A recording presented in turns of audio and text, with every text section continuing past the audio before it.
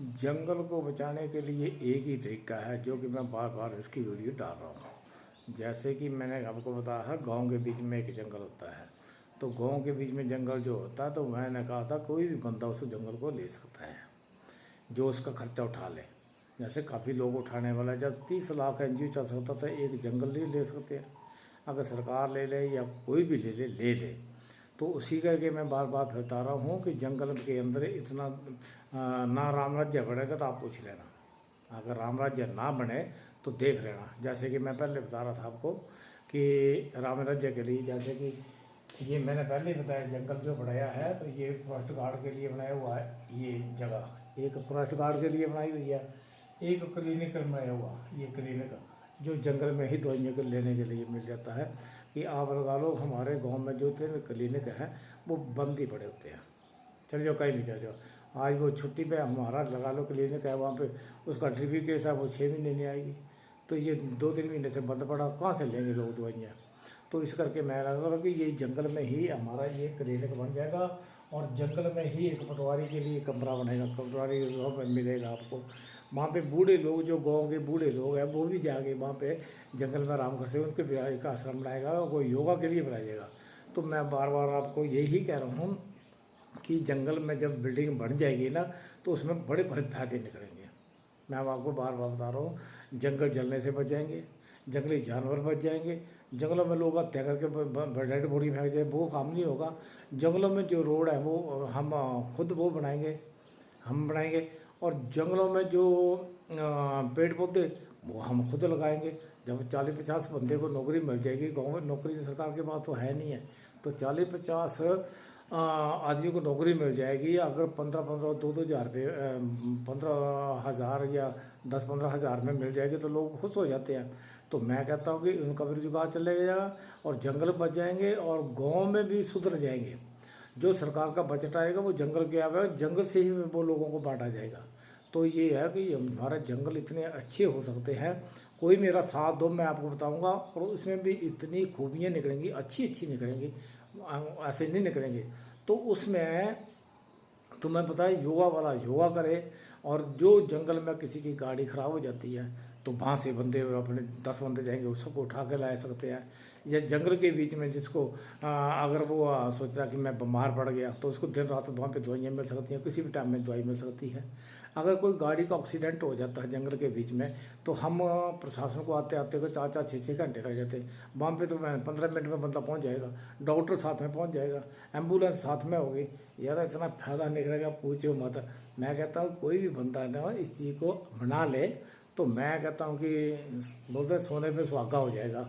तो इसमें बातें मैं बहुत कर रहा हूँ। जैसे मंदिर गुरुद्वारे में इतने लंगर लगते, इतना चढ़ावा चढ़ता है, अगर वो भी अपना जंगल ले लेंगे क्या, देखो कितनी आउटपुट निकलती है।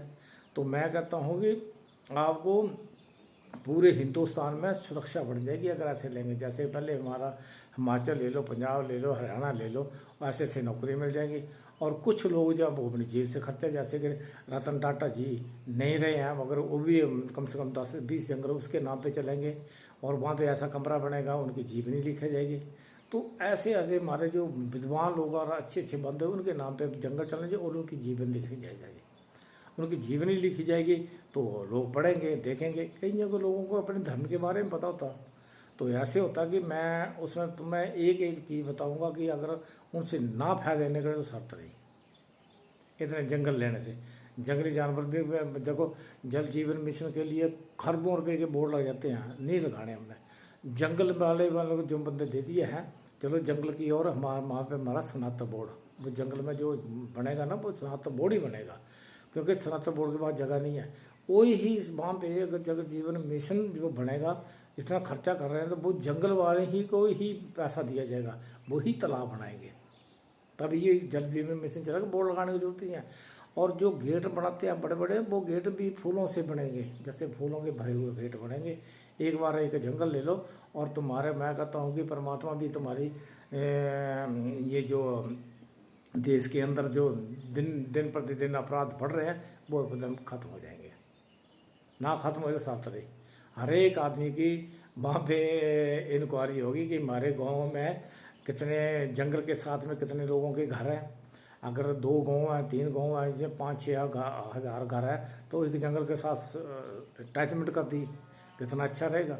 उनको वो राशन पानी वहीं से ही मिलेगा, किसको मिलेगा किसी नहीं मिलेगा, वो भी मिलेगा। और दूसरी बात एक और है कि जैसे कोई बड़ा बड़ा भूकंप आ जाता है या कोई लड़ाई झगड़ा हो जाता है, तो हमारे को अन्न मिलना मुश्किल हो जाएगा।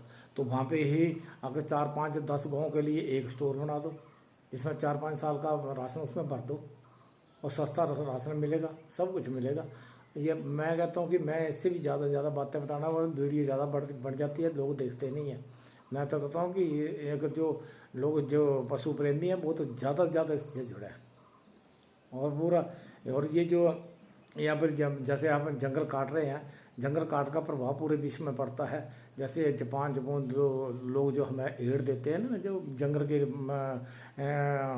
पौधे लगाने के लिए, वो नहीं देंगे, कहते यार जंगल को काट दिया इन्होंने।